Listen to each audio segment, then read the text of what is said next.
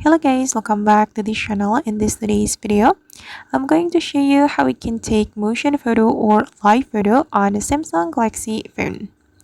Okay, let's get into it guys. First thing first, of course, we have to open our camera application on our Samsung Galaxy phone. And after we have this camera application opened, we can activate the motion photo or live photo feature shown by this icon. If you don't have this icon on your camera, it means that your camera doesn't support the motion photo or live photo. If you have this icon, you just need to tap on it to activate the motion photo or live photo. Then I'm going to demonstrate it to you how we can take the live photo or motion photo. You can move your camera first like this, and you can click on this button to take the live photo or motion photo.